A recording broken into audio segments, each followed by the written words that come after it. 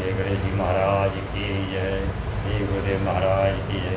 श्री गुरु ब्रह्मा पर गुरु ब्रह्मा परापर गुरु ब्रह्मा सर गुरु ब्रह्मा श्री परमेश्वरी नारायण गुरु ब्रह्मा गुरु ब्रह्मा गुरु विष्णु गुरुदेवो महेश्वर गुरु साक्षात् परब्रह्म तस्मै श्री गुरुवे नमः।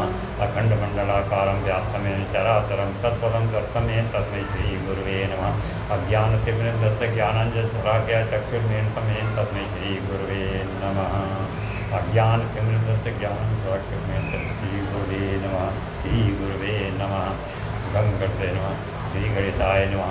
ओम गजाननं भूतगणादिसेवितं कपितजम्बूफलचारुभक्षणं उमासुतं सौज्ञास्कारकं नागमेश्वरपादपङ्कजम्। ओम शारदायै नमः। सरस्वती नादिष्टा वीणापुस्तकधारिणी महत्त्वाय शङ्करविद्यादानं करोतु मे। ओम शान्ताय नमः। सर्वमङ्गले शिवे शिवासाध्वी शरण्यं के गौरी नारायणी नमोस्तुते। ओम श्री नमः। पूरा हिरण्यमावस्रहे नमः। ओम ब्रह्मामरारी भानुसती ओम श्री मंगलम भगवान विष्णु मंगलम गरुड़ध्वज मंगलम कोटिकाक्ष मंगलाय तनोहरि।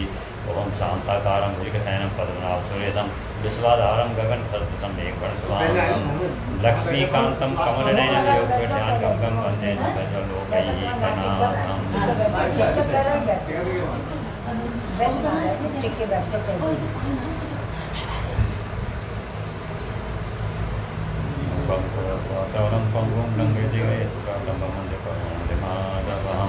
नीलाम्बुजश्यामलकोमलाङ्गं सीतासमारोहितवाहुभागं वारो महासायकचार्चापं नमामि रामं रघुवंशनाथं।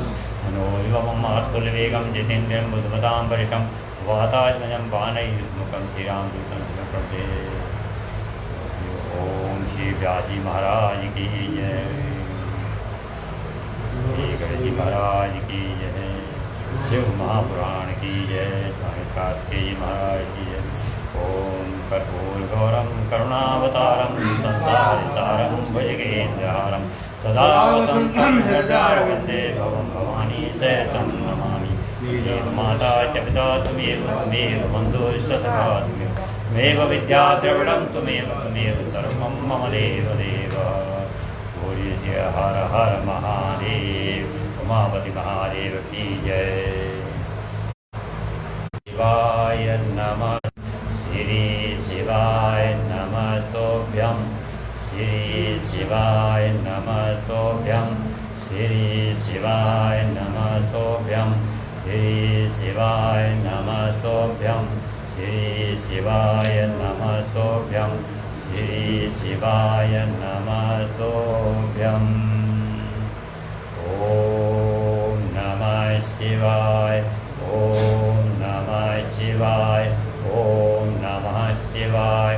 ओम नमः शिवाय। ओम नमः शिवाय। ओम नमः शिवाय। ओम नमः शिवाय। ओम नमः शिवाय। ओम नमः शिवाय। ओम नमः शिवाय। ओम नमः शिवाय। हर हर महादेव शंभो जय।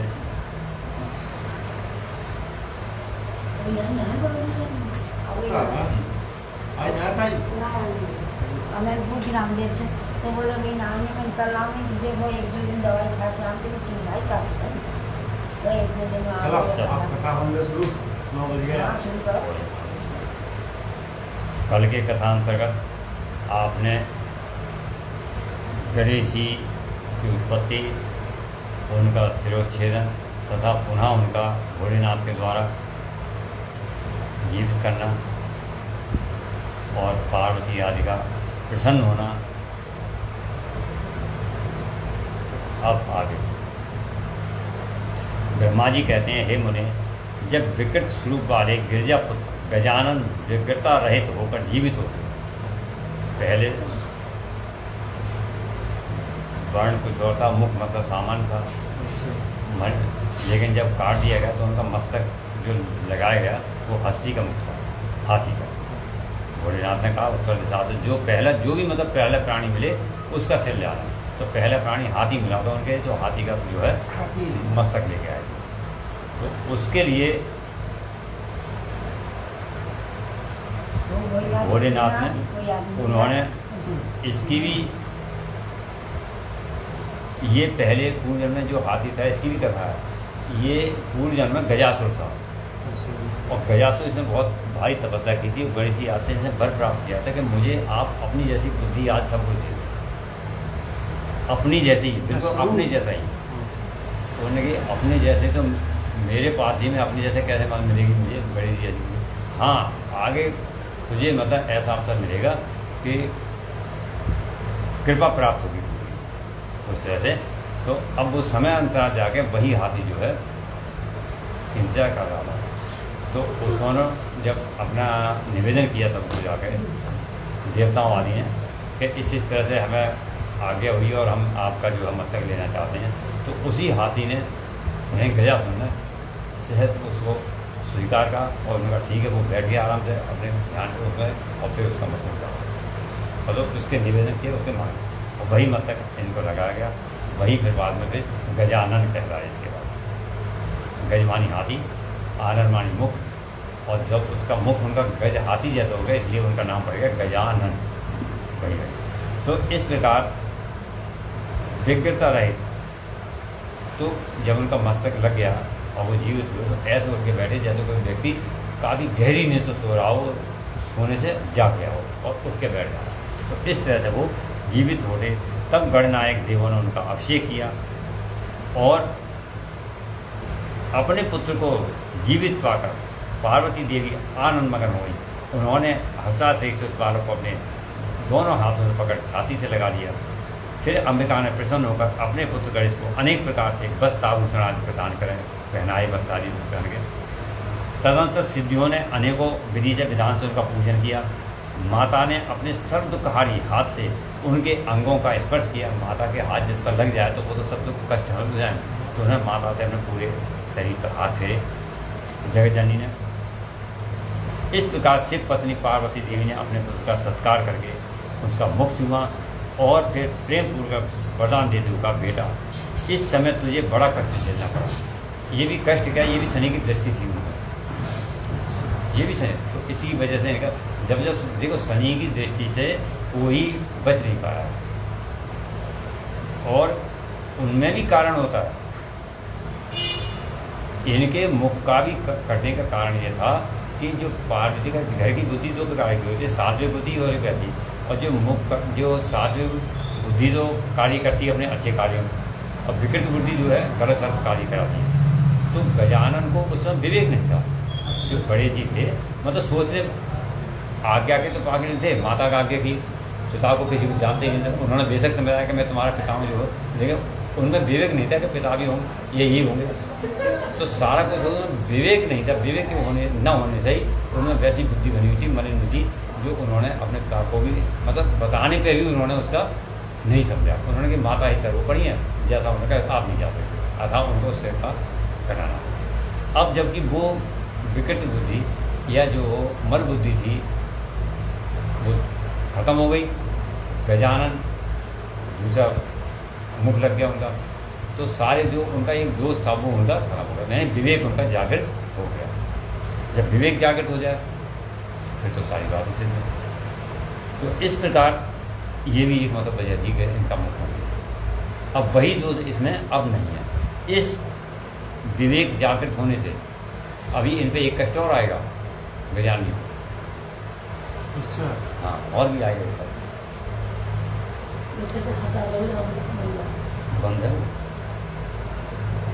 बंद बस सही है, पीछे बटन लगाओ जैसे हाथी जान। तो माता ने कहा बेटा इस समय तुझे बड़ा कष्ट झेलना पड़ा, किंतु अब तू कृतकृत हो गया, तू धन्य है। अब से संपूर्ण देवताओं में तेरी अग्र पूजा होती रहेगी। माता ने वरदान दिया कि आज से तू सभी देवताओं में अग्र पूजा यानी सबसे पहले पूजा तेरी। तुझे कभी दुख का सामना भी नहीं करना पड़ेगा, क्योंकि इस समय तेरे मुख पर सिंदूर दिख रहा है। आज एक मुख सिंदूर लगाया जाता है, तो वही सिंदूर मुख पे भी था।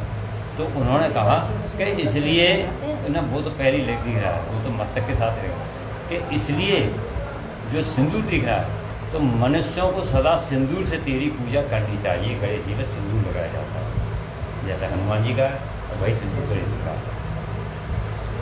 जो मनुष्य पुष्प, चंदन, सुंदर गंध, नैवेद्य, रमणीय आरती, सुंदर तांबूल और दान तथा परिक्रमा से नमस्कार करके विद्युत तेरी पूजा करेगा, उसी सारी सिद्धियां प्राप्त होंगी, उसके सभी मनोरथ पूरे होंगे और जो विघ्न है वो नष्ट हो जाएंगे। इसमें कोई संशय नहीं है। ये माता पार्वती ने गणेश जी को आशीर्वाद दे दिया। ब्रह्मा जी कहते हैं, हे मुनि, महादेवी ने अपने पुत्र गणेश से ऐसा कहकर उसे नाना प्रकार की वस्तुएं प्रदान की। अब देखिए, जब नाना प्रकार वस्तुएं, तो वहाँ पर सभी देवता आ गए हैं। अब उन्होंने कहा, गणेश जी सभी देवता जो उनसे युद्ध करके हार गए थे गणेश जी से, सारे देवता वहाँ, सारे देवता गणेश गढ़ आदि सब आ गए, नंदी वगैरह सब, और सब उनको आसन बिठा दिया गया। अब उनका सम्मान कर रहे हैं। माता ने आशीर्वाद दे दिया और जो प्रकृति प्रलय की माता ने घोषणा की थी सब कुछ नष्ट हो जाए, वो शांत हो गई। जब माता शांत हो गई, पुत्र जीवित हो गए, सब कुछ शांत हो गया। तो सभी देवताओं ने आके फिर वंदन किया है उनको। अग्र पूजा के लिए मतलब जो अधिष्ठित किया कि आज से ये हमारे सबसे पहले पूजा होगी, तो किसकी होगी? गणेश की। यदि इससे पहले हमसे पहले हमारी पूजा करें तो वो पूजा स्वीकार्य नहीं होगी, अर्थात अग्र पूजा के वो अधिकारी बनेंगे। और सभी देवताओं ने आगे फिर उनका सम्मान किया है। नाना प्रकार के मतलब जो उनको वरदान दिए हैं और नाना प्रकार की वस्तु उनको भेंट की हैं उन्होंने। इस तरह सभी ने आकर उनका अभिनंदन किया। ये भी तब गिरजा की कृपा से उसी क्षण देवताओं और शिवगणों का मन विशेष रूप से शांत हो गया। सभी माता शांत उनसे। इस तरह उसके बाद इंद्र आदि देवताओं ने हर सारे शिवा की स्तुति की, माता की स्तुति की सभी देवताओं ने, और उन्हें प्रसन्न करके वे भक्ति भाव से गणेश देव को लेकर, जब माता उस समय वहाँ तो अलग हुए, तो शिव जी तो पहले ही उनको करके जीवित करके कैलाश लौट गए थे। अब वो सभी को लेकर के, गणेश जी को लेकर के और माता के साथ कैलाश हो गए। शिव जी का जहाँ बोले उनके पास ये वहाँ पहुँच कर उन्होंने त्रिलोकी की कल्याण कामना से भवानी के उस बालक को शिव जी की गोद में बैठा दिया, उठाया, भोलेनाथ की गोदी में बैठा दिया। उस बालक के मस्तक पर अपना कर कमल फेरते हुए देवताओं से बोले, भोलेनाथ, उन्होंने आशीर्वाद अपना हाथ फिराया। पहले तो मतलब वो सुनने को ही तैयार नहीं थे, तो उन्होंने कहा ये मेरा दूसरा पुत्र है। प्रथम पुत्र कार्तिकेय, प्रथम पुत्र कार्तिकेय, अब ये दूसरा पुत्र हो गया, तो ये मेरा दूसरा पुत्र है। कार्तिकेय की बात कही ना बोली, कार्तिक तारा हुआ नहीं समझ, कार्तिक ने तारासुर का वध नहीं कर दिया, पीछे निकल गया ना, निकल गए, कल की काम देगा। कार्तिक का जन्म ही तारकासुर के लिए हुआ था, बाकी और भी। खैर, अब इसका अब गणेश जी का जन्म हुआ है। ये तो कार्तिकेय का क्या हुआ फिर?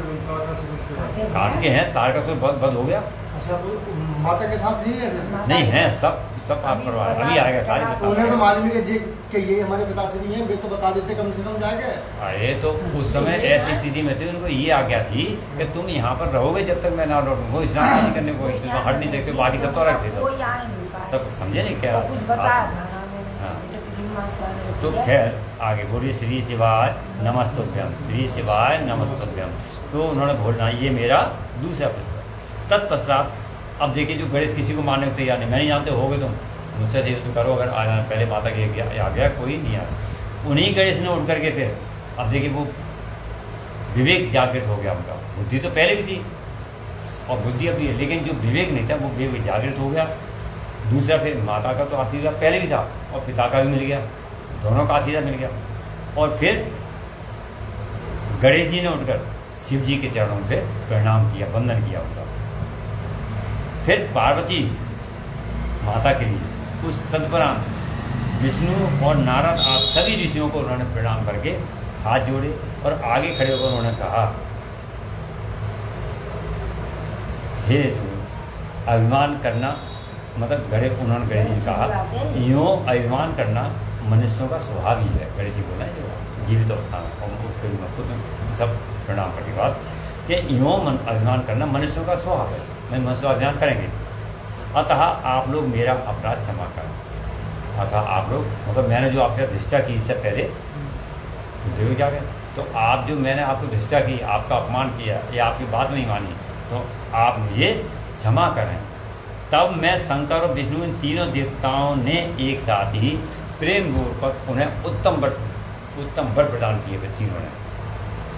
करते हुए कहा, जब उन्होंने कहा क्षमा करें और हम आपकी वंदना करते हैं, प्रणाम कर तो उन्होंने वर दिए और कहा, सुरवरो, जैसे त्रिलोकी में हम तीनों देवों की पूजा होती है।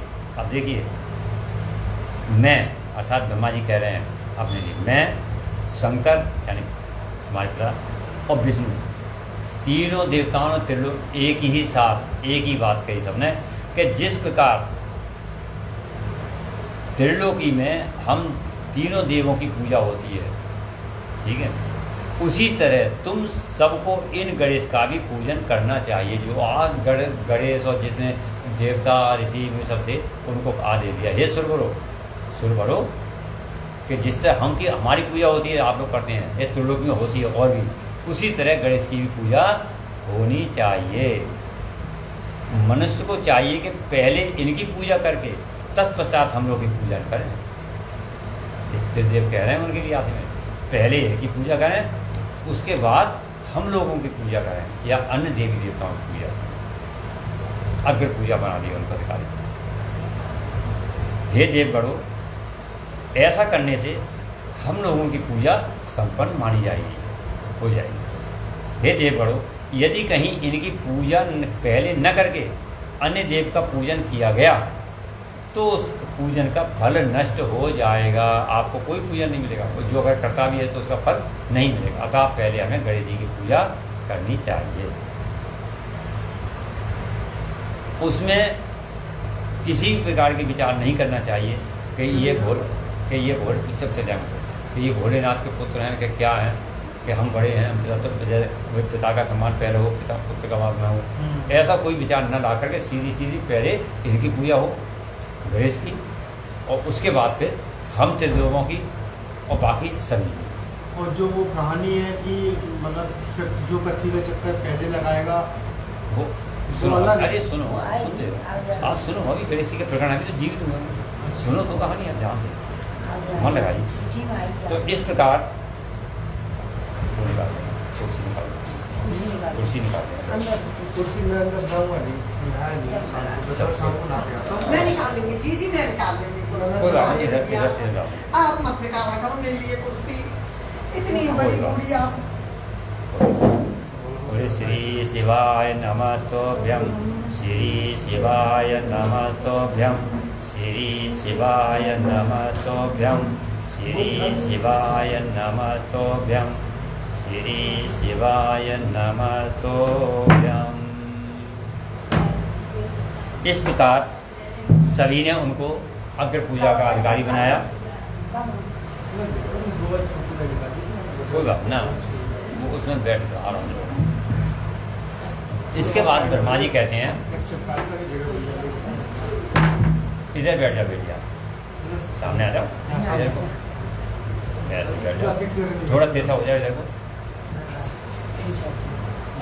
तो इसके बाद ब्रह्मा जी कहते हैं, हे मुनि, इसके बाद ब्रह्मा, विष्णु और शंकर आदि सभी देवताओं ने मिलकर पार्वती को प्रश्न करने के लिए, अब देखिए पार्वती की माता की तो शर्त थी कि मेरे पुत्र को सबसे गणों का अध्यक्ष बनाया जाए, अग्र पूजा की जाए और पुत्र जीवित हो, तब मेरी क्रोध शांत होगा। तो उनकी सारी चीज़ पूर्ति हो रही है। अब गणेश जी ने त्रिदेवों ने आशीर्वाद दे दिया। इसके बाद सभी देवता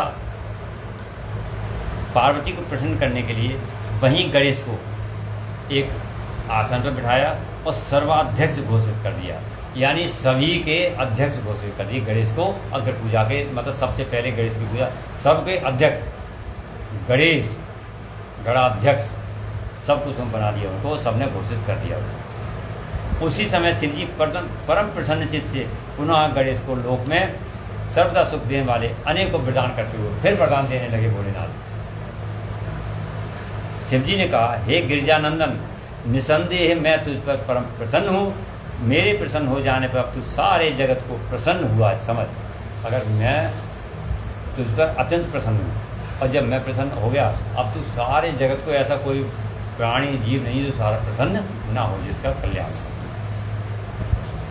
अब कोई भी तेरा विरोध नहीं कर सकता। पहले तो हम ही ने करो और सब ने करो मात, तो ये कारण उस बुद्धि का ही था, विवेक ना हो। तो इसलिए अब ध्यान से सुनना, तू शक्ति का पुत्र है, भोलेनाथ कह रहे हैं, तेरा विरोध कोई नहीं कर सकता। तू शक्ति का पुत्र है, अतः अत्यंत तेजस्वी है। बालक होने पर भी तूने महान पराक्रम प्रकट किया, महान पराक्रम प्रकट किया, यानी सभी देवताओं से युद्धात किया था। इसलिए तू सदा सुखी रहेगा। हाँ, इसलिए तू सदा सुखी रहेगा। विघ्न नाश के कार्य में तेरा नाम सबसे श्रेष्ठ है, यानी तू विघ्न नाश भी करने में सबसे आगे रहेगा, श्रेष्ठ कार्य होगा। तू सबका पूज्य है, अतः अब मेरे संपूर्ण गणों का भी अध्यक्ष हो गया। बोलना मेरे जितने भी गण थे, नंदी आदि जितने, नंदी भंगी संगी, उन सबका अध्यक्ष हो गया, मुखिया। इतना कहने के बाद भोलेनाथ अत्यंत प्रसन्नता के कारण गणेश को पुनः वरदान देते हुए फिर वरदान देने लगे। इतना कहने फिर बोलते हैं क्या, हे गणेश्वर, तू भाद्रपद, अब सुनो यह भाद्र का महीना आ रहा है, भाद्रपद मास के कृष्ण पक्ष की चतुर्थी तिथि को चंद्रमा का शुभोदय होने पर उत्पन्न हुआ। भाद्र मास की चंद्रमा की कृष्ण पक्ष की जब तिथि उत्पन्न हुई है, तब तेरा जन्म हुआ है। यही अब इसका अगले श्रावण के भादो आएंगे, गणेश चतुर्थी श्रावणी के बाद चौथे दिन। तो हे गणेश, तू भाद्रपद मास के कृष्ण पक्ष की चतुर्थी तिथि को चंद्रमा का सूर्योदय होने पर, जब चंद्रमा का उदय हुआ उसी समय तेरा जन्म उत्पन्न होने पर, सूर्योदय होने पर उत्पन्न हुआ है। जिस समय गिरजा के सुंदर चित्र से तेरा रूप प्रकट हुआ, उस समय रात्रि का प्रथम पहर बीत रहा था, यानी 9 बजे के आसपास समय होता, सूर्य चंद्रमा निकलता है ऐसा गणेश जी, तो पहला प्रकट बीत रहा था। इसलिए उसी दिन से आरंभ करके उसी तिथि में तेरा उत्तम व्रत करना चाहिए। उसी दिन से आरंभ करके उसी तिथि में तेरा व्रत करना चाहिए। गणेश चौथ की व्रत का आरी करा रही है शुरू होते जब व्रत, हाँ, चतुर्थी से, जैसे कोई गणेश जी का व्रत आप कहते हैं यहीं से शुरू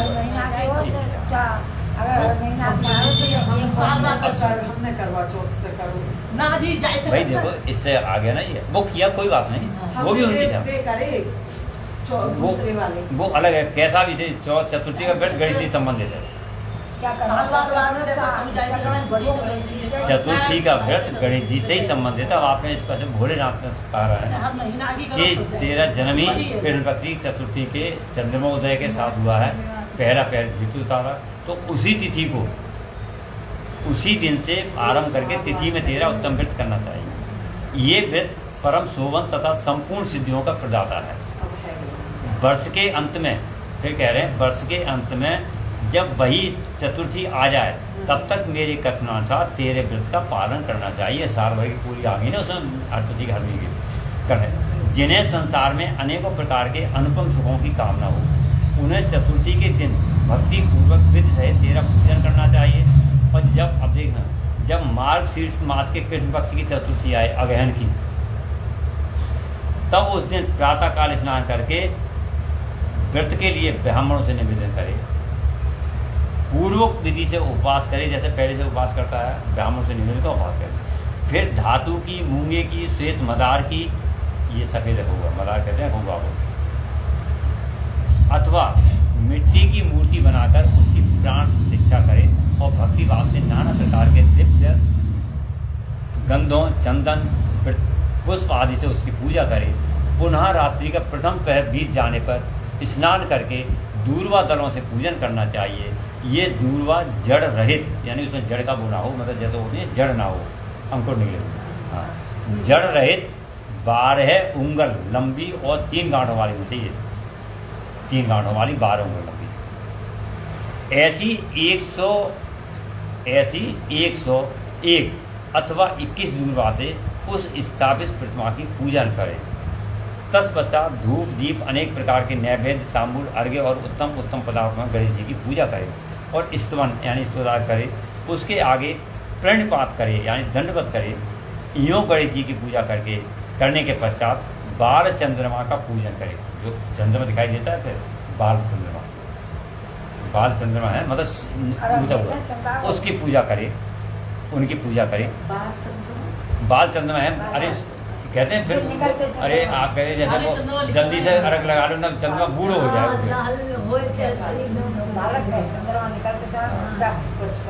तो बाल चंद्रमा का पूजन करे, तत्पश्चात हर्षपूर्वक फिर ब्राह्मणों की पूजा करके उन्हें मिष्ठान आदि के भोजन कराए। पहले ब्राह्मण से निवेदन करके उनसे पूजन करवाए, स्थापना करके फिर उनको बाद में भोजन कराए। उनके भोजन करने के बाद स्वयं भी नमक रहित मिष्ठान का ही प्रसाद खाए। फिर गणेश जी का स्मरण करके अपने सभी नियमों का विसर्जन कर दे। जो नियम आपने पूजन को मांगे थे गणेश जी विसर्जन कर दे, और कर दिया हमारे पे हम सारे नियम विसर्जन कर दे, छोड़ दिए सारे, मतलब कार्य पूरा कर दे नियम को। इस प्रकार से ये शुभ व्रत पूर्ण होता है। ये गणेश जी का आपको आ गई है। अब इसमें बता दिया कि मूर्ति पूर्व विधि से उपवास करें, जैसे हम पहले करते आए पूरा अपने करें। बस यही है कि धातु की मूर्ति जो बनाए धातु की बनाए, कोई भी हो सकती है, सोना चांदी तांबा पीतल जो कुछ भी है। मूंगा एक वो होता है, चट्टान होती है, जैसे रत्न होता है मूंगा, उसकी मूर्ति। और ये चीज़ महंगी ना मिले, सुलभ ना हो तो श्वेत मदार की, ये अकौआ की, इसमें भी गणेश जी निकलते हैं समय पुराना होने पर। और अथवा अगर कुछ भी नहीं तो मिट्टी की मूर्ति बनाओ, सबसे बढ़िया उसको आप इसके। तो इस तरह पूजा जो बताई, इस तरह इनकी पूजा करे तो सारी पूजा। इस प्रकार ब्रह्मा जी कहते हैं, हे मुनि, जब शिव जी ने महात्मा गणेश को इस प्रकार वर प्रदान किया है, यानी महात्मा ये भोलेनाथ का वरदान है शिव जी के लिए, वो उनके लिए गणेश जी के लिए, कि इसी तरह करेगा तो उसकी सारी कामना पूरी हो जाए। ये भोलेनाथ ने वरदान दिया है। तो ब्रह्मा जी कहते हैं, हे मुनि, अर्थात नारद जी को बताते हैं, जब शिव जी ने महात्मा गणेश को इस प्रकार वरदान किया, तब संपूर्ण देवताओं, श्रेष्ठ ऋषि, शिव के प्यारे समस्त गणों ने तथास्तु तथास्तु, ऐसा ही हो सब ने कहा, कहकर उसका समर्थन किया भोलेनाथ की बात का। हमने ये कार्य ऐसा किया है या करने जा रहे हैं, आपकी सहमति अच्छा है, आपकी सहमति हो तो करें और नहीं हो तो ना करें। आपको भैया बढ़िया काम करो। तो ऐसे ही जब भोलेनाथ ये वरदान किए तो सबने कहा हम आपकी बात से संतुष्ट हैं, सहमत हैं, तथास्तु तथा ऐसा ही हो। इसके बाद अत्यंत विधिपूर्वक गणाधीश का पूजन किया। अब वो गणाधीश तो फिर सबने गणाधीश, अब तक तो वैसे थे, अब उन्होंने गणेश जी को स्थान बनाया, उनको गणाधीश बनाया, पूजन किया। तत्पश्चात शिव गणों ने आदरपूर्वक नाना प्रकार के पूजन, गणेश जी की विशेष पूजा अर्चना की। पहले उन्होंने किया, फिर देवों ने, फिर जो गण आदि थे उन्होंने उनका पूजन किया और उनके चरणों में प्रणाम किया। हे मुनीश्वर, उस समय गिरजा देवी को जो आनंद प्राप्त हो रहा था उसकी तो वर्णन किया ही नहीं जा सकता। फिर मैं उसे कैसे बताऊं? ब्रह्मा जी कहते हैं मैं अगर चारों मुखों से वर्णन करूं तो भी नहीं हो सकता। इस अवसर पर देवताओं की धुंधलियाँ बजने लगी, बाजे आदि नगाड़े आदि सब बजने लगे, मतलब खुश होने उन्होंने प्रसन्नता व्यक्त की, खुशी मनाई। अप्सराएं नृत्य करने लगी, गंधर्व श्रेष्ठ गान करने लगे और पुष्प वर्षा होने लगी। इस प्रकार गणेश जी के गणाधीश पद पर प्रतिष्ठित होने पर वहाँ महान उत्सव मनाया गया। बोलिए गणेश जी महाराज की जय। हर हर महादेव। तो सारे जगत में अब जो उपद्रव हो रहे थे गणेश जी के मारे जाने पे, मतलब गणेश जी ने सिरच्छेदन किया था भोलेनाथ ने, वो सारे उपद्रव शांत हो गए। जब गणेश जी की पूजा हुई सारे उपद्रव से सब शांत हो गए, शांति छा गई, सारा दुख जाता था, जो पैदा हुआ था उत्पन्न वो सब दूर हो गया। हे नारद, शिव और पार्वती को तो विशेष आनंद प्राप्त हुआ और सर्वत्र अनेक प्रकार के सुखदायक मंगल होने लगे। तदंतर संपूर्ण देवगण और ऋषिगण जो वहाँ पाए हुए थे अब शिव की आज्ञा से अपने अपने स्थान को चले गए। और उस समय भी शिव जी की स्तुति करके गणेश और पार्वती की बार बार प्रशंसा कर रहे थे। कैसा अद्भुत युद्ध हुआ! इससे पहले सभी देवताओं में इंद्र विष्णु सभी में युद्ध हुआ है और सबको गणेश ने हराया।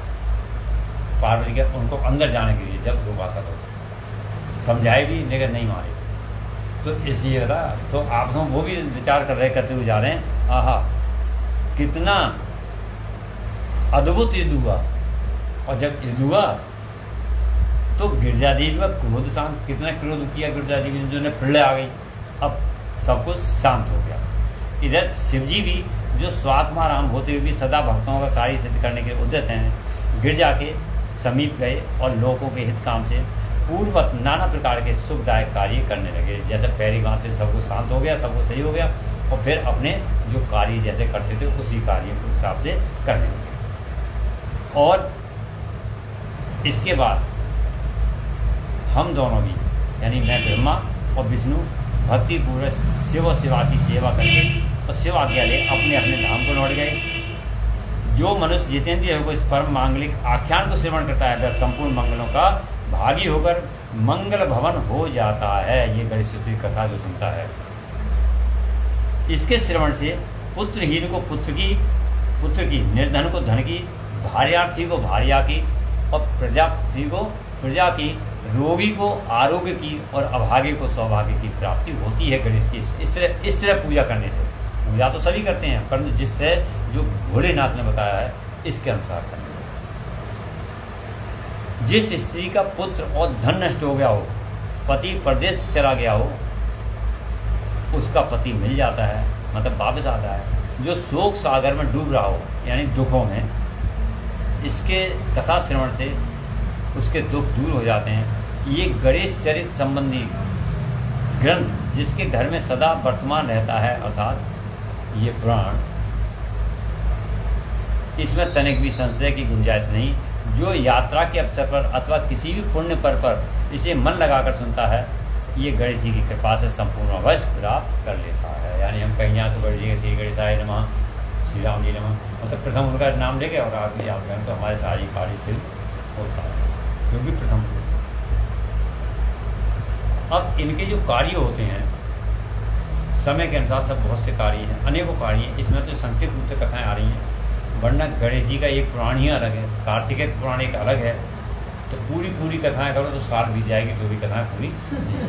और माता का पुराण अलग है, देवी भागवत अलग है। तो मूल सबका यही है। यहाँ से फिर एक एक कार्य के अलग व्याख्या आ जाएगी उसमें। तो नारद जी ने पूछा आगे इसके बाद, हे तात, मैंने गणेश के जन्म संबंधी अनुपम वृतांत और परम पराक्रम से दूषित उनका दिव्य चरित्र सुन लिया।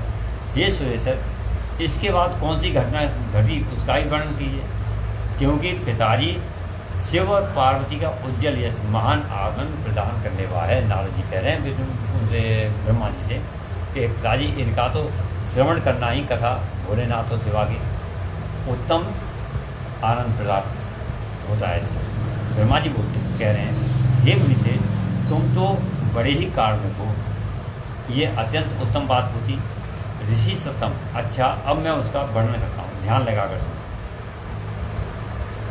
हे विप्रेंद्र, शिव और पार्वती अपने दोनों पुत्रों की बाल लीला, अब देखिए जब पुत्र हो गए, दोनों ही बालक हैं, अबोध हैं, एक थोड़ा बड़ा है एक छोटा पुत्र है, तो उनकी जो बाल क्रीड़ाएँ हो रही हैं कैलाश में, उनको देख रहे हैं और प्रसन्न हो रहे हैं, पीड़ा करते हैं। अब जैसे बच्चे करते हैं होना, प्रसन्न होते हैं, वो भी प्रसन्न हो रहे हैं समय के अनुसार। और बाल लीला देख महान प्रेम में मगन हैं।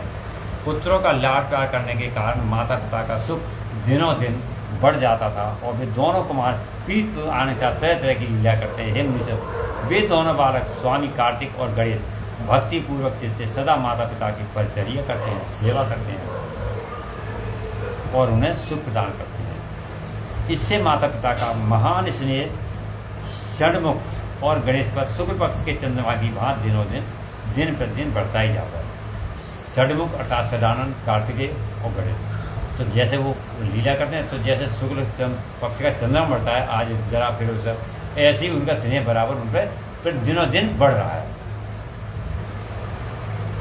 एक समय शिव और शिवा दोनों प्रेम पूर्वक एकांत में बैठकर, एकांत में तो कोई नहीं तो विचार कर रहे थे कि अब हमारे ये दोनों पुत्र विवाह के योग हो गए, हमारे दोनों पुत्र विवाह के योग हो गए। हर माता पिता को चिंता होती है, विवाह के योग्य हो गए हैं, अब इन दोनों का सुविवाह कैसे संपन्न हो, क्या किया जाए जैसे इनका विवाह संपन्न हो जाए। हमारे लिए तो जैसे सदानंद प्यारा है वैसे ही गणेश प्यारा है, किसका करें किसका ना करें। कौन का पहले करें कौन का बाद का, दोनों ही प्यारे हैं। सदानंद स्वामी जी कार्तिक के षडानंद 6 मुख थे ना, इसलिए इनको षडानंद का, आनंद वाणी मुख और षड वाणी 6, इन्हीं को कार्तिकेय कहा गया है, कुमार कार्तिकेय, ये कुमारे हैं कुमार कार्तिकेय। और षडानंद भी कहा गया है, कार्तिकेय भी कहा गया है, और इनके और भी रहेंगे। कार्तिकेय जी का मंदिर कितना विशाल मंदिर है, यहाँ केवल मैंने भी जब पापा दिखाया मुझे तो कितना बड़ा मंदिर है, हाँ इतना मतलब विशाल बहुत मंदिर कार्तिकेय है। जी बहुत, और इतनी अच्छी कलाकारी है उस हाँ। मंदिर पे, बहुत ज़्यादा। कार्तिकेय जी जब अब वो इसी चिंता में उन्हें चिंता व्याप्त होने लगी। वैसे तो जगत के माता पिता हैं वो, लेकिन भैया पुत्र जब पुत्र हो गए तो उनके चिंता में वो भी चिंता तो होने लगे, हमारी पुत्र की शादी कैसे हो। हम भाई हर एक होता पुत्र की, अब तो बच्चे बड़े हो गए शादी कैसे हो, हैं? तो दोनों लीलावश आनंद मगन हो गए। हे मुने, माता पिता के विचार को जानकर उन दोनों पुत्रों के मन में भी विवाह की इच्छा जागोगी। क्यों चिंता हो रहे हो पिताजी, क्या चिंता है? कि अरे चिंता क्या है, अब तुम बड़े हो गए, शादी हो जाए। तो उन्हें ऐसे शादी हो जाए, तो वही मतलब जो है जाग उठी, अब हमारी शादी होगी। तो इस प्रकार दोनों, अब उनमें शादी तो होगी सही है, अब हुआ क्या, दोनों में बहस गए। पहले विवाह किसका होगा? कार्तिकेय जी कहते हैं हमारा, गणेश जी कहते हैं मेरा। तो ये पहले विवाह मैं करूँगा, पहले विवाह मैं करूँगा, पहले मेरा होगा, पहले मेरा होगा। इस तरह दोनों ही कहने लगे बारंबार परस्पर, और फिर विवाद करने लगे, पहले मेरा होगा, पहले मेरा होगा। अब वैसे ये है कि लोक रीति के अनुसार बड़े का पहला होना चाहिए, छोटे का बाद में, पर वहाँ तो दोनों बराबर हैं, तो लोक रीति वहाँ तो अलग चीज़ है, उन्होंने कि पहले मेरा का पहला, दोनों ही प्रिय थे। तब जगत के अधीश्वर वे दोनों दंपति पुत्रों की बात सुनकर लौकिक आचार का आचले परम विस्मय को प्राप्त हुए। तो जैसे सब हम और आप प्रसन्न होते हैं, अरे देखो अभी तो बात कोई हुआ भी नहीं, अभी लड़ने लगे, ब्याह होना चाहिए, तो वो भी खुश हो रहे थे। लेकिन जब उन्होंने सुना तो उन्हें आश्चर्य हुआ। कुछ समय बाद उन्होंने अपने दोनों पुत्रों को बुलाया और इस प्रकार कहा। दोनों बोले, शिव पार्वती बोले, हे सुपुत्रों, हम लोगों ने से पहले ही एक ऐसा नियम बना रखा है जो तुम दोनों के लिए सुखदायक हुआ। अब हम अब जो समस्या थी ना, पहले हमारा वो पहले तो उसके समान बता रहे हैं कि नियम बना है, मतलब समाधान तो हो, दोनों लड़ेंगे, दोनों एक बार में हो तो एक कोई सही है। तो दूसरा, तो उन्होंने कहा हमने एक ऐसा नियम बनाया है, उसे तुम ध्यान से सुनो। मेरे प्यारे बच्चों, तुम दोनों हमारे लिए अत्यंत प्यारे हो, किसी एक पर विशेष प्रेम हो ऐसी हमारी बात नहीं है, हमारा प्रेम दोनों पे बराबर है। ये नहीं कि दो में से एक ज़्यादा प्यारा है और एक कम प्यारा है, दोनों ही हमें अत्यंत प्यारे हो। अतः हमने तुम लोगों के विवाह में एक शर्त रखी है, और जो अत्यंत कल्याणकारी है तुम दोनों के लिए। और वह शर्त क्या है वो भी सुन लो फिर। जो सारी पृथ्वी की परिक्रमा करके पहले लौट आएगा, उसी का शुभ विवाह पहले किया जाएगा। जो पृथ्वी की परिक्रमा पहले लगा लेगा, उसका विवाह पहले होगा। ब्रह्मा जी कहते हैं, हे मुने, माता पिता की ये बात सुनकर सरजन्मा महाबली कार्तिकेय तुरंत ही अपने स्थान से पृथ्वी की पर चल दिए। मतलब उन्होंने सुना तो सरजन्मा कहते हैं वो सरकंडा होता है नदियों के किनारे, इससे इसकी कथा एक अलग आती है। इसकी वजह से मतलब उससे जन्मे, फिर आगे के कार्तिक जन्म की पूरी कथा इसमें संक्षिप्त नहीं दी थी, अलग है, कभी बता देंगे। तो ये सरकंडा उन्होंने कहा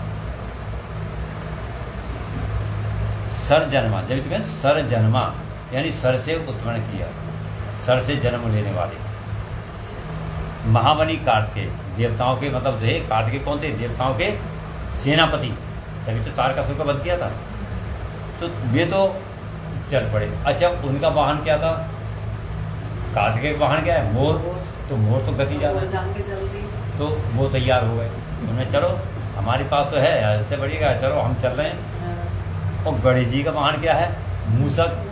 तो वो तो वहीं कुद्दू कर रहा, वहीं चल रहा है, धीरे धीरे उछल कर। तो उन्होंने कि ये क्या करेंगे, कहाँ विशाल गणेश जी और इनका वाहन। लेकिन इसमें एक गहरा रहस्य है, उन सब उसको काट के नहीं समझ पाए उसके लिए, परंतु अगाध बुद्धि संपन्न कार्तिकेय में बल है, देवताओं के सेनापति हैं, गणेश जी में बुद्धि है। पहले भी थी, लेकिन विवेक नहीं था। अब विवेक भी है बुद्धि के साथ साथ। लेकिन बुद्धि हो लेकिन विवेक ना हो तो भी बुद्धि बेकार है। बुद्धि के साथ विवेक का होना अत्यंत जरूरी है। तो गणेश जी वहीं खड़े रहे। जब उन्होंने सुना कि पृथ्वी का चक्कर लगा तो गणेश जी खड़े रहे वहीं। अब गणेश जी खड़े खड़े सोचते क्या, अपनी बुद्धि पर जोर लगा रहे हैं और बुद्धि का आश्रय लेकर बारंबार मन में विचार करने रहे हैं, क्या अब मैं क्या करूं, भैया तो गए, मैं क्या करूं, कहाँ जाऊं, परिक्रमा तो मुझसे होगी नहीं, परिक्रमा तो मुझसे होगी नहीं पृथ्वी की, इतनी बड़ी पृथ्वी में कहाँ चले हो क्योंकि कोस भर चलने के बाद आगे मुझसे चला ही नहीं जाएगा। भारी थे ना शरीर पे। ये एक आदमी अब आपने उसे तुलना कर लो, आप अगर 4 कदम चलोगी तो दूसरा 10 कदम चलेगा, तो हमारी उनकी हम तो चल ही नहीं जाएगा। तो उन्होंने कही मैं तो गणेश काट के हल्के थे और वाहन उनका वाहन ही वैसा, तो भैया मैं तो कोस भर चल रहा हूँ, उसके मुझसे चला नहीं जाएगा, तो परिक्रमा कैसे करूँगा मैं? फिर सारी पृथ्वी की परिक्रमा वो कैसे, वो तो चले कितने कोस हैं, मैं कैसे सुख प्राप्त करूँगा? ऐसा विचार कर गणेश जी ने जो कुछ किया। अब गणेश जी खड़े खड़े सोच रहे हैं, बोलते मुँह पे चला नहीं, अब मैं करूँ क्या करूँ क्या नहीं करूँ, सोच रहे हैं दिमाग में। फिर उन्होंने क्या कहा, कुछ नहीं, गणेश जी ने किया उसको सुनो जो गणेश जी ने किया। उन्होंने अपने घर लौटकर थोड़े बहुत चले होंगे, वहीं से लौटे आए, बोलते हम पे परिक्रमा नहीं होगी, और लौट गए। आ गए, आने के बाद कहने लगे कि अब आप अंदर, अरे अंदर था कोई बात अच्छा ऐसे पुरान पे चढ़ाओ यहाँ जय जय पे चढ़ाओ। और ये श्री शिवाय नमस्तोभ्यम, श्री शिवाय नमस्तोभ्यम, श्री शिवाय नमस्तोभ्यम।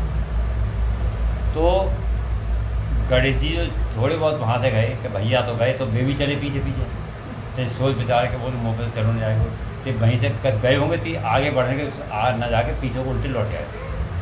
जब वापस आ गए, ये कथा सुनने आ रहे हैं सब आ रहे हैं, सब आएंगे, तो वो वापस लौट आए और घर आके स्नान किया, पूरे उससे तरीके से स्नान किया घर लौट के, और माता पिता से बोले जाके उनके पास, जहाँ दोनों अपने भोलेनाथ सेवा से बैठे थे उनके पास पहुँच गए। बोले, हे पिताजी एवं माताजी, मैंने आप लोगों की पूजा करने के लिए यहाँ 2 आसन स्थापित किए हैं। गणेश जी उनसे बोले, गणेश जी आपने स्नान आदि करके सब आसन लगाया है, तो हे माताजी पिताजी, ये जो मैंने 2 आसन बनाए हैं, आप इन पर बैठवाए, इन आसनों पर बैठिए, विराजिए और मेरा मनोरथ पूर्ण कीजिए। कहने लगे ठीक है बताओ, वो तो जैसे मैं कह रहा हूँ वैसा करो, तुम तो यहाँ बैठो। ठीक है, वे दोनों बैठ के ब्रह्मा जी कहते हैं, हे मुनि, गणेश जी की बात सुनकर पार्वती और परमेश्वर उनकी पूजा ग्रहण करने के लिए आसन में विराजमान हो गए। उनकी बैठो, मैं तो तुम्हारी पूजा करूँगा। फिर वे उनके पास बैठ गए और गणेश जी उनकी पूजा करने लगे। गणेश जी ने उनकी विधि पूर्वक पूजा की और बारंबार प्रणाम करती हुए उनकी 7 परिक्रमा लगाई।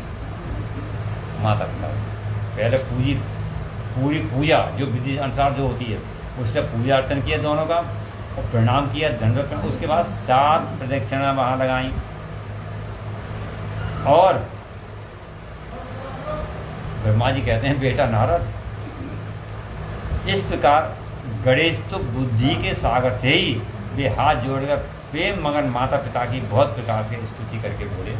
जब परिक्रमा लगा दी तो परिक्रमा लगाने के बाद स्तुति की उनकी और बोले क्या,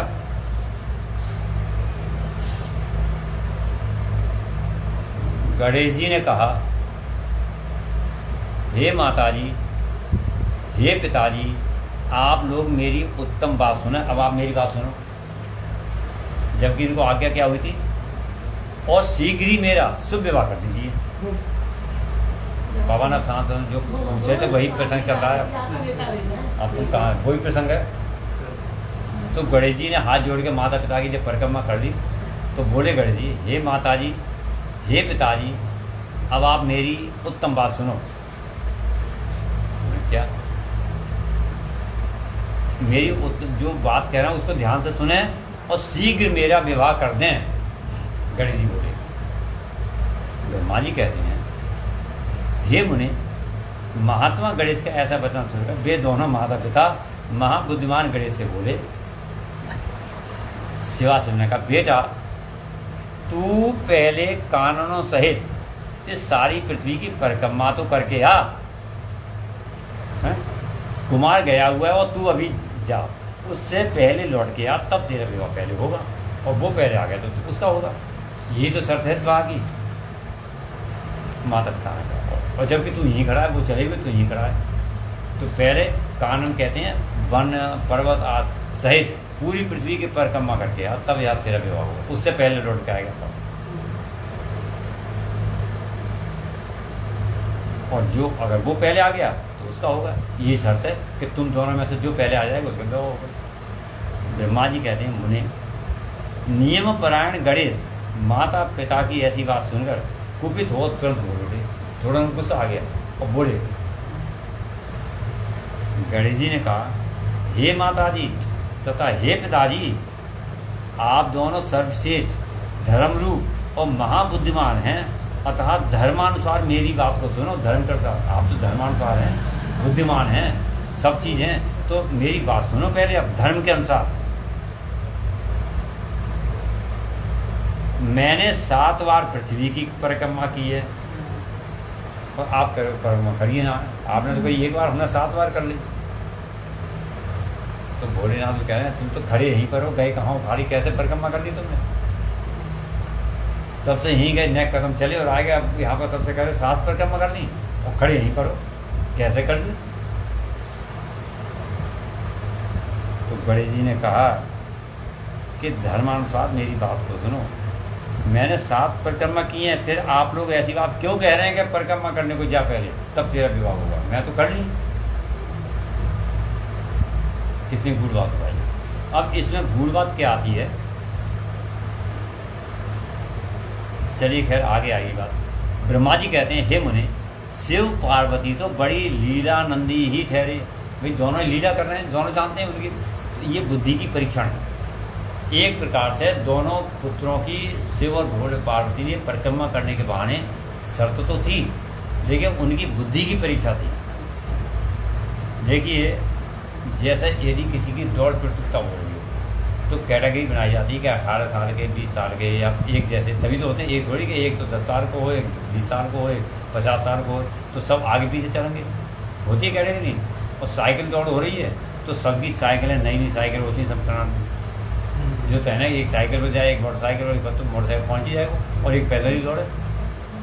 तो सबके नियम होते हैं और नियम के साथ एक श्रेणी बना दी जाती है जिसके अनुसार उसका कार्य होता है। तो अगर उस तरह से परिक्रमा की जाती तो कार्तिकेय जी महाराज वहाँ से अवश्य वापस आ जाते, परंतु उनकी बुद्धि की परीक्षा थी, उनके वाहन अलग थे, उनकी गति अलग थी। छोड़ दो उसकी।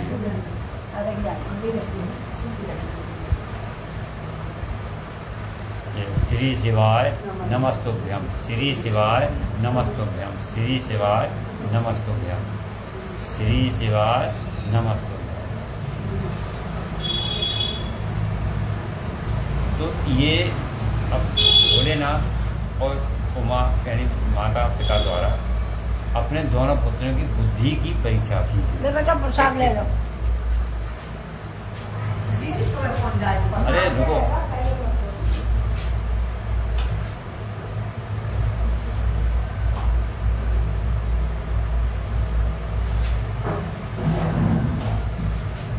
चलिए एक बोलो भजन कीर्तन बोलो।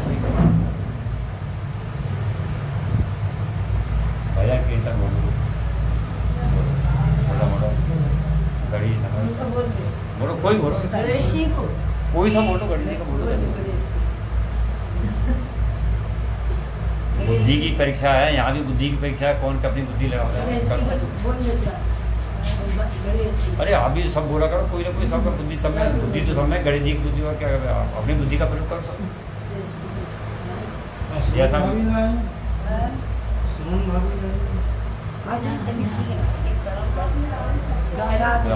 बोलिए। गजानन करे दो बेड़ा पार, गजानन करे दो बेड़ा पार, आज हम तुम्हें मनाते हैं। गजानन करे दो बेड़ा पार, आज हम तुम्हें मनाते हैं।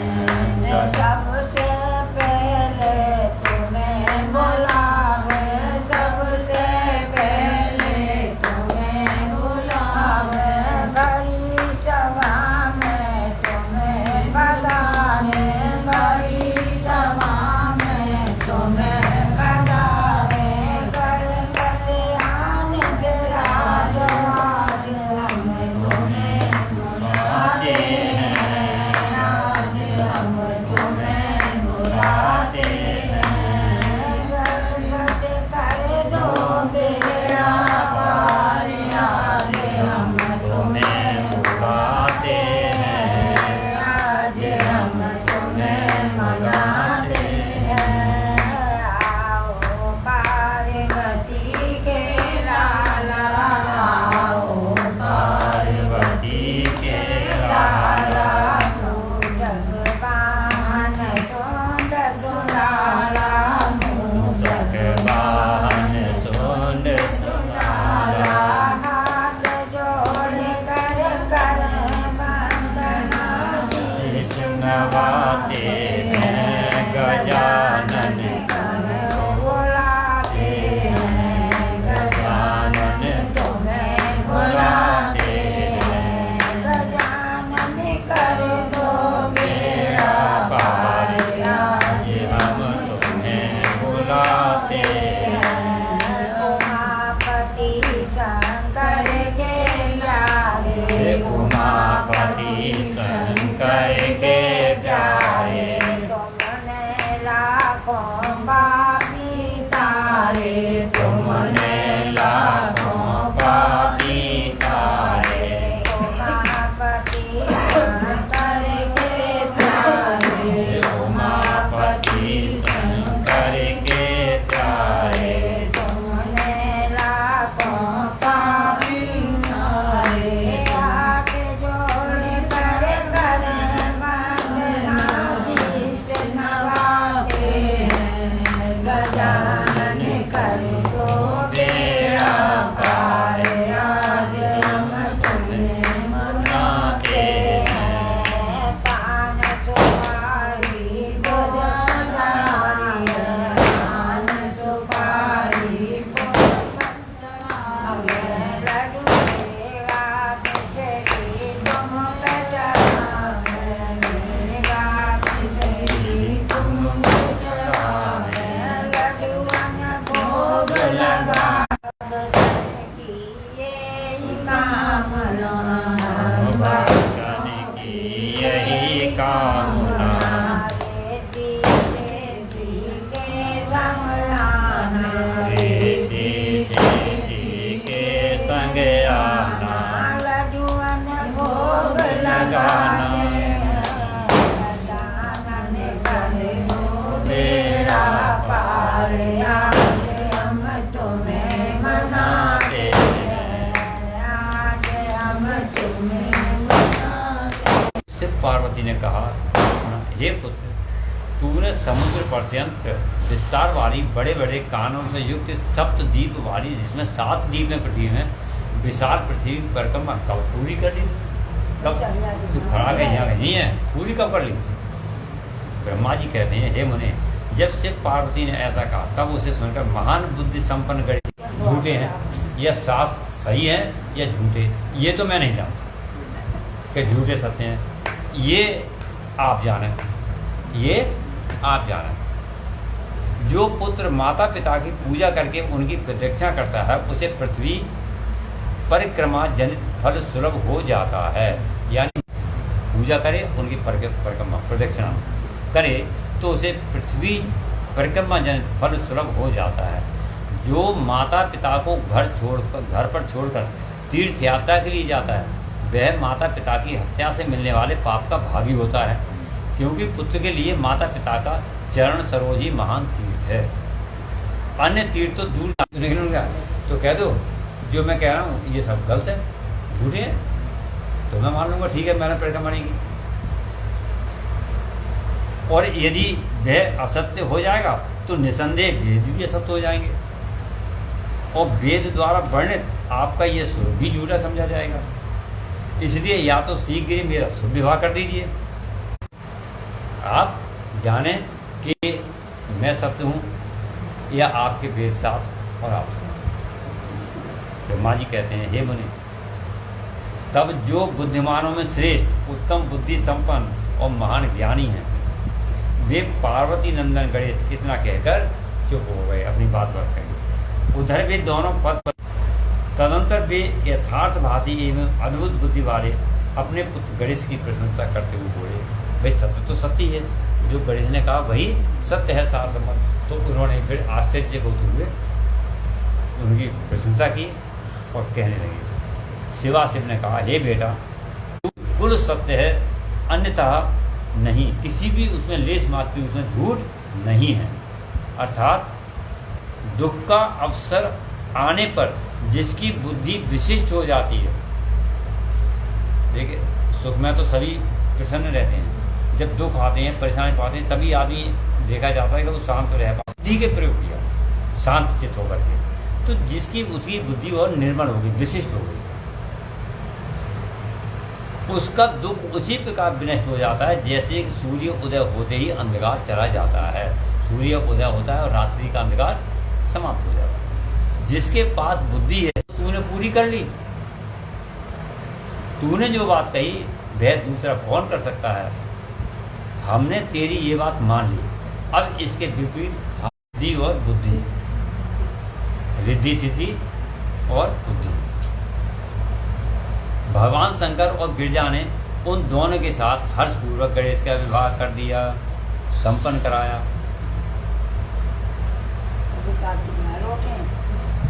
तो गणेश जी का विवाह हो गया। तो अरे तुम बता रहे कोई भी गाओ ना, इसमें किसी को कुछ नहीं आता।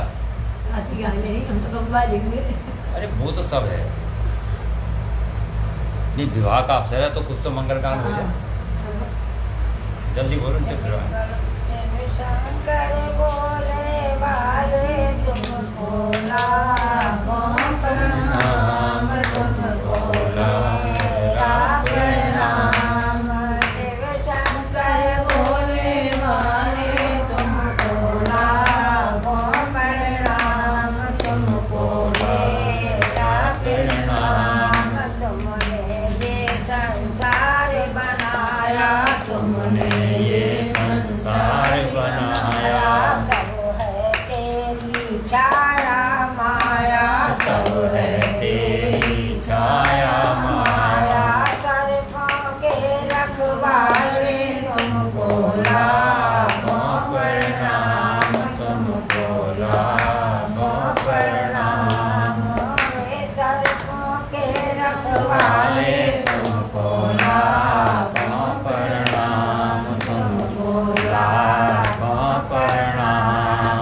शिव शंकर भोले वाले तुमको लाखों प्रणाम, तुमको मेरा प्रणाम। कैलाश पर रहने वाले तुमको लाखों प्रणाम, तुमको मेरा प्रणाम। तू ही जल में, तू ही जल में, तू ही जल में, तू ही तल में, नगर नगर में, नगर नगर और डगर डगर में। भक्तों के रखवाले तुमको लाखों प्रणाम, तुमको लाखों प्रणाम। भक्तों के रखवाले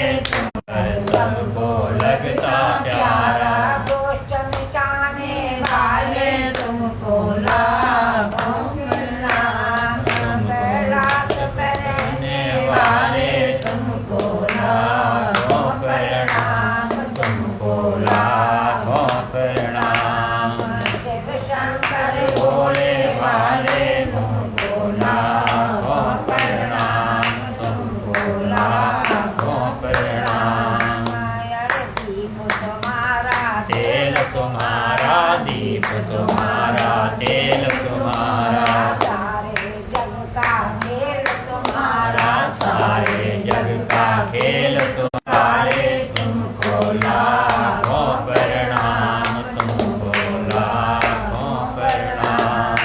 कैलाश बहने वाले तुमको लाखों प्रणाम, तुमको लाखों प्रणाम। की जय, गणेश जी महाराज की जय, महादेव की जय, सब संत महाराज की जय। तो इस प्रकार गणेश जी का विवाह संपन्न हुआ। दो पुत्र शुभ और लाभ, 2 पुत्र पैदा हुए गणेश जी। इस प्रकार जब गणेश अचिंत्य सुख का भोग करते हुए निवास करने लगे,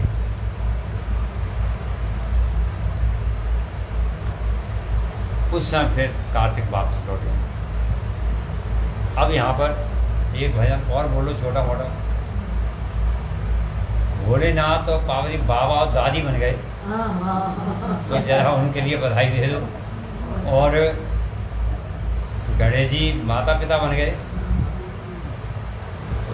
छोटा मोटा 2-4 लाइन के एक बार बोलो। गजानन पाल जोरे गजानन पाल ना झूले, गजानन पाल ना झूले, अगर जनन का बना रे पालना, अगर जनन का बना रे पालना रे, संग लगे रही डोरे गजानन पाल ना झूले, गजानन पाल ना झूले, कृष्ण तो तुम्हें दिया रे पालना, कृष्ण ना कृष्ण लगाई गई डोरे, गजानन पाल ना झूले, गजानन पाल ना झूले, ब्रह्मा जी ने दिया रे पालना,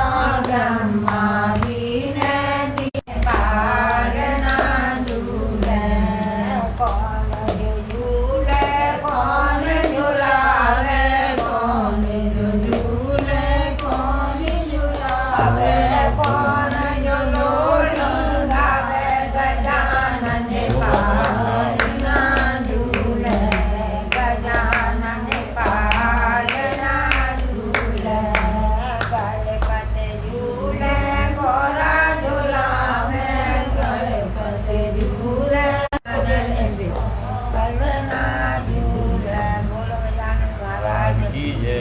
शुभ और लाभ झूले और रिद्धि सिद्धि झूला में,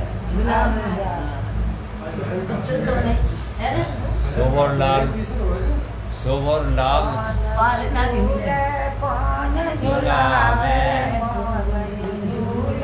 कौन झुलावे, लाल झूले रे दिलोरी गावे, गजानन शुभ और लाभ पाल पालना झूले। गणेश जी महाराज की जय, उमापति महादेव की जय, हर हर महादेव। भाई सभी पालना झूल रहे हैं, शुभ और लाभ पालना झूल रहे हैं, गौरी और गणेश भी झुला रहे हैं, मतलब गौरा मैया झुला रही है, गणेश जी झुला रहे हैं, रिद्धि सिद्धि झुला रहे हैं, सब झुला रहे हैं, बाबा दादी माता पिता सब झुला रहे हैं। गणेश जी के 2 पुत्र हो गए, शुभ और लाभ। अब देखिए गणेश जी के पुत्र हो गए, आराम से रहने लगे। अब गणेश जी का विवाह अब जब ये परिक्रमा शुरू हुई शर्त के अनुसार, तो वो चले गए कार्तिकेय जी। गणेश जी बड़े 1 साल के पर्यंत हो गए, सभी बच्चे उनके पुत्र हुए। समय पाकर बच्चों का नामकरण सब कुछ हो गया, अब वो रहने भी लगे। तब कार्तिकेय जी महाराज लौट के आ रहे हैं। अब वो लौट के आ भी नहीं पाए, तब तक नारद जी ने सारी बात उनको कर दी। हाँ, कि तुम तो आए हो, यहाँ सब काम हो गए। जब उनको सारे समाचार परिक्रमा करके लौटे स्वामी कार्तिकेय जी, उस समय नारद जी ने आकर कुमार स्कंद को सारे समाचार सुना दे। और ये सब सुन करके कुमार के मन में बड़ा क्षोभ उत्पन्न हुआ। और वे माता पिता के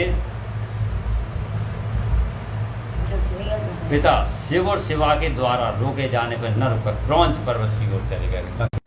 थोड़ा हुआ कि आपने ये क्या किया, और फिर अब मैं चलने लग गया। पहुँच गए। उसके बाद माता पिता ने रोका है उनको कि सुनो सुनो बात तो सुनो, हमारी बात सुनो, रुको। लेकिन उनकी बात नहीं सुनी और सीधे क्रौंच पर्वत दक्षिणता की ओर चले गए। कार्तिक को जब सोना बात किया इसमें भी एक लीला है चल रही है, लेकिन अब यहाँ पर संस्कृति चल रही है। तो कहने का मतलब है क्रौंच पर्वत की ओर चले गए। को कार्तिक की पूर्ण दुख हुआ है। उन्होंने दीन भाव से अपने स्वामी शिव जी से कहा, अब मुझे भी साथ लेकर वहां पर चलो।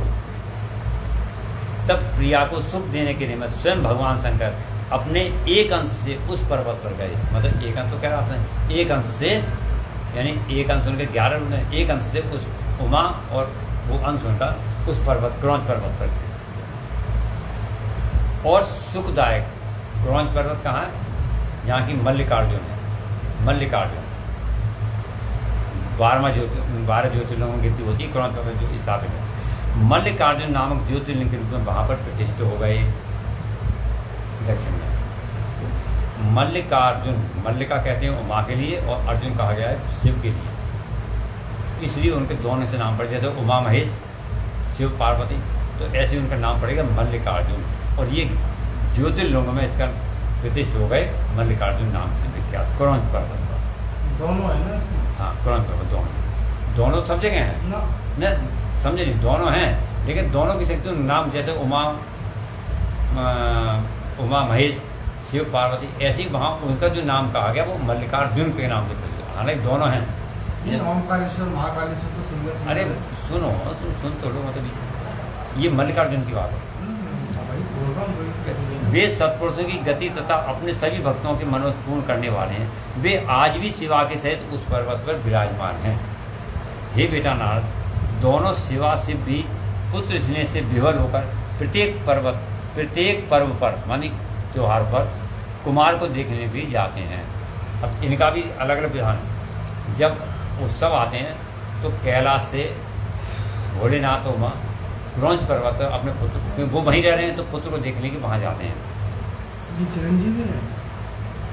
अरे कार्तिक तो सबसे ही अमावस्या के दिन वहाँ स्वयं शंभू पधारते हैं। अब ये देखिए, अमावस्या को तो जाते हैं शंभू भोलेनाथ, और पूर्णिमा के दिन पार्वती जाती है। अमावस्या को भोलेनाथ जाते हैं उनके दर्शन करने को कार्तिक, और पूर्णिमा के लिए पार्वती जाती है। हे मुनीश्वर, तुमने कार्तिक, स्वामी कार्तिक और गणेश का जो वृत्तांत मुझसे पूछा था सब मैंने बताया। इसे सुनकर बुद्धिमान मनुष्य समस्त पापों से मुक्त हो जाता है और उनकी सभी कामनाएं पूर्ण हो जाती हैं। जो मनुष्य शरीर को पढ़ता अथवा पढ़ाता है, सुनता अथवा सुनाता है, उसके सभी मनुष्य सिद्ध होते हैं। ये अनुपम आख्यान पाप नाशक, कीर्तिप्रद, सुखवर्धक, आयु बढ़ाने वाला, स्वर्ग आदि को देने वाला, पुत्र पौत्र की वृद्धि करने वाला, मोक्षप्रद, शिव जी के उत्तम ज्ञान को प्रदाता, शिव पार्वती प्रेम उत्पन्न करने वाला और शिव भक्ति का वर्धक है। ये कल्याणकारक शिव जी के अद्वैत ज्ञान का ज्ञाता और सदा शिवमय है। अतः मोक्षकामी निष्काम भक्तों को सदा इसका श्रवण करना चाहिए।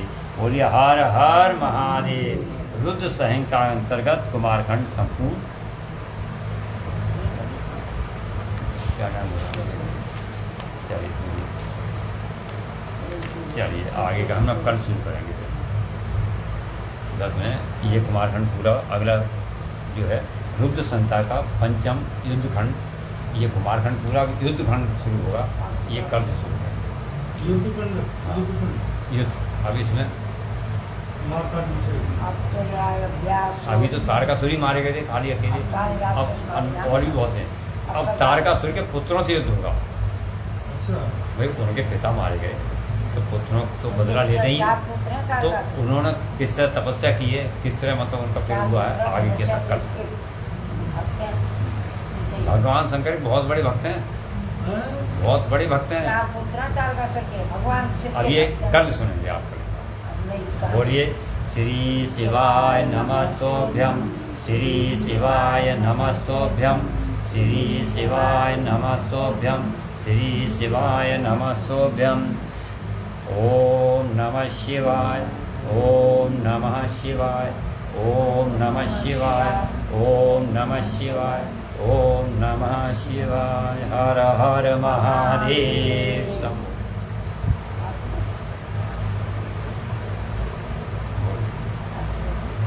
आरती कर दीजिए। पंखा बंद कर दीजिए।